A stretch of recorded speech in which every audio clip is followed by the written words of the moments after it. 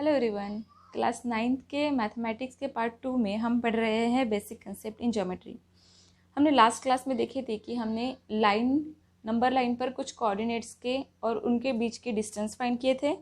हमने ये भी देखा था कि लाइन सेगमेंट कैसे होती है, रे लाइन उन दो कॉन्ग्रुएंट सेगमेंट्स कैसे होते हैं, उनकी प्रॉपर्टीज़ क्या होती है, मिड पॉइंट क्या होता है, दो लाइंस के बीच में हम कंपेयर कैसे कर सकते हैं, परपेंडिकुलर क्या होता है और किसी पॉइंट से किसी लाइन तक के जो डिस्टेंस होता है वो हम कैसे फाइंड करेंगे। ये सारी बातें हमने पढ़ी थी।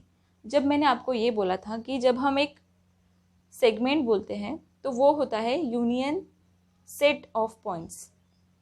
ये बात मैंने आपको बताई थी। अगर मैं उसके लास्ट एंड पॉइंट्स को अगर नाम दूँ ए बी तो ये मेरी पूरी हो जाती है सेगमेंट ए बी। लेकिन इसके बीच में भी कुछ पॉइंट्स होते हैं। जो ये पॉइंट्स होते हैं इन सब को मिला के एक यूनियन सेट बनाया जाता है।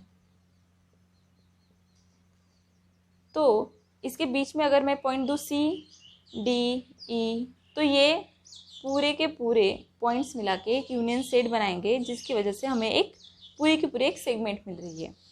इसी तरह से एक होता है इंटरसेक्शन सेट।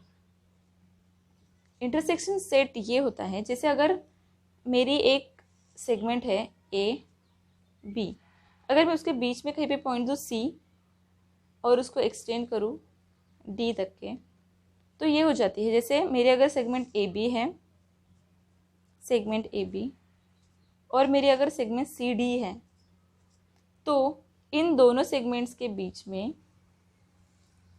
जो ये सी बी पोर्शन है ये कॉमन है। दोनों सेगमेंट के बीच में ये पोर्शन कॉमन है, तो ये पोर्शन हो जाता है मेरा इंटरसेक्शन सेट, इन दो सेगमेंट्स के बीच का इंटरसेक्शन सेट। तो यहाँ के जो पॉइंट्स होंगे वो पूरी एक, अगर मैं ए और बी की बात करूँ तो ये उसका एक यूनियन सेट हो जाएगा, और सी डी की बात करूँ तो ये उसका यूनियन सेट हो जाएगा। लेकिन उन यूनियन सेट के बीच में अगर मुझे कुछ कॉमन पार्ट्स दिख रहा है तो वो होता है मेरा इंटरसेक्शन सेट। तो इसी के ऊपर हम कुछ एग्जाम्पल लेते हैं और हम समझते हैं कि ये एग्जैक्टली कैसे होता है।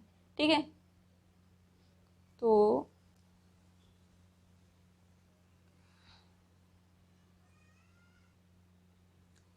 तो हम एक लाइन लेते हैं और उसके ऊपर कुछ पॉइंट्स को डिनोट करते हैं।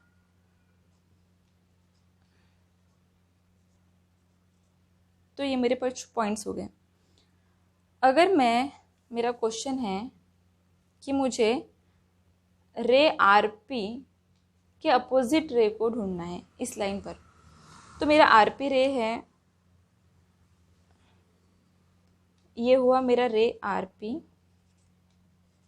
अगर मुझे इसके अपोजिट रे को ढूंढना है तो ये जो डायरेक्शन है रे की, इसके एग्जैक्ट अपोजिट डायरेक्शन में मुझे देखना पड़ेगा कि मुझे कौन सा रे मिल रहा है।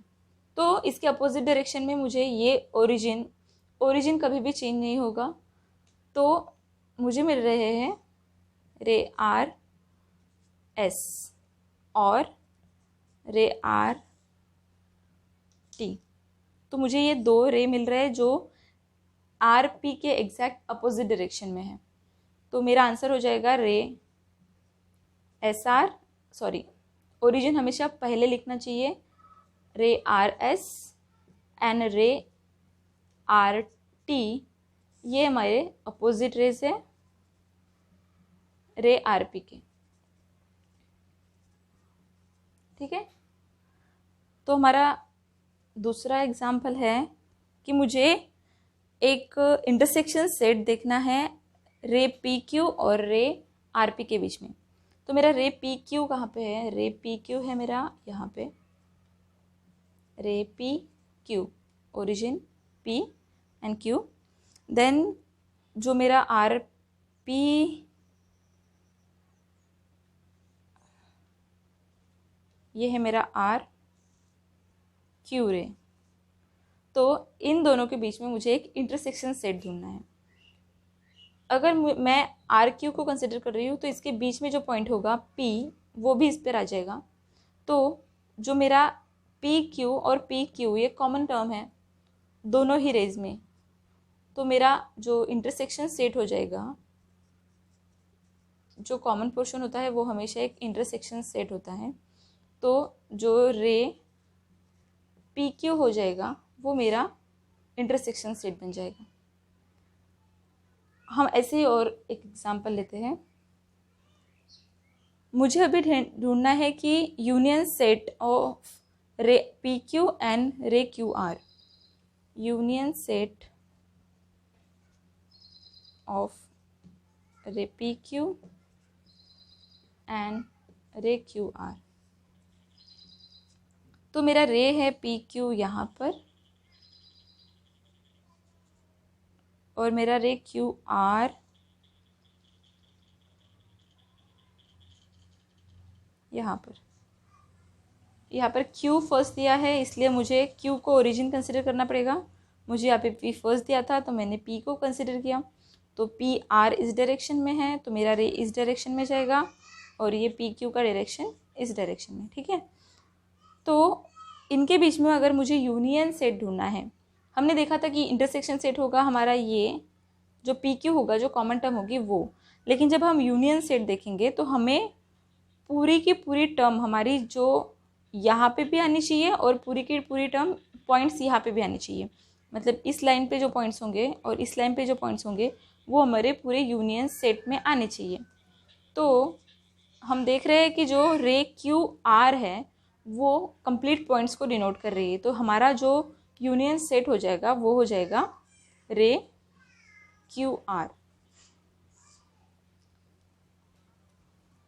कन्फ्यूजन नहीं करना है, जैसे इंटरसेक्शन सेट होता है जो कॉमन टर्म होती है वो, और जो यूनियन सेट होता है वो होता है कि हमारे फुल जो कंप्लीट पॉइंट्स जो भी कोई रे या फिर कोई भी सेगमेंट जो भी डिनोट करेगी वो हमारा यूनियन सेट हो जाएगा। ठीक है, हम और एग्जांपल लेते हैं ताकि आपको और भी क्लियर हो जाए और आपको कन्फ्यूजन ना हो। ओके, तो हम देखते हैं अभी। तो हमारा फोर्थ क्वेश्चन है कि हमें सबसेट ढूंढने हैं। सबसेट, अभी सबसेट क्या होता है? तो अगर मेरा पूरा पोर्शन है ए बी एंड सी, इन पूरे पोर्शन पर अगर मैं बी सी को कंसिडर करूं तो ये बी सी सबसेट है पूरे ए सी का। मतलब ये कुछ पार्ट है, इस पूरे सेट का कुछ पार्ट मतलब सबसेट हो जाता है। तो अगर मैं यहाँ पर क्वेश्चन पूछूं हमारे इस लाइन पर कि अगर मुझे क्यू आर के सबसेट ढूंढने हैं, मतलब क्यू आर किस किस रेज का सबसेट है, तो ये जो पूरी लाइन है हमारी, हम इसी पर देखते हैं। हमारी क्यू आर ये रे है, तो अगर मैं देखूं कि जो क्यू एस है वो इससे बड़ा है,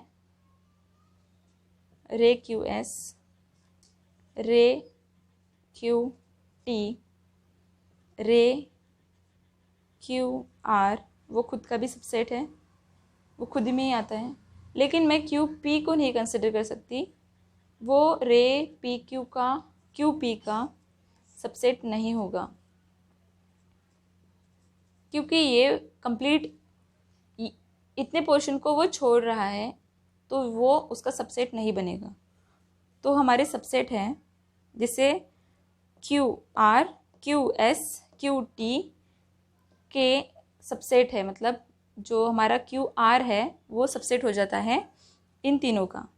इसी तरह हम ये भी बोल सकते हैं कि उसके अपोजिट डायरेक्शन में, जैसे अगर मैं बोलूँ रे T Q, ray S Q, रे आर क्यू का भी सबसेट है हमारा पोर्शन रे क्यू आर। और एक छोटा सा एग्जांपल देखते हैं कि यहाँ पे पूछा है कि विथ कॉमन पॉइंट एस को कंसिडर करें तो हमें ऐसे दो रेज को लिखना है।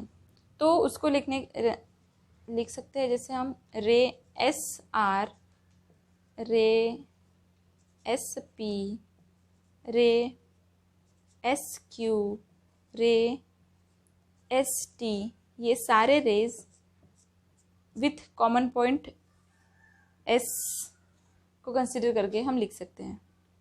सिर्फ ये ओरिजिन होना चाहिए, इसके बाद में कोई भी पॉइंट्स हम लिख सकते हैं जो हमारे लाइन पर गिवन हो। ठीक है।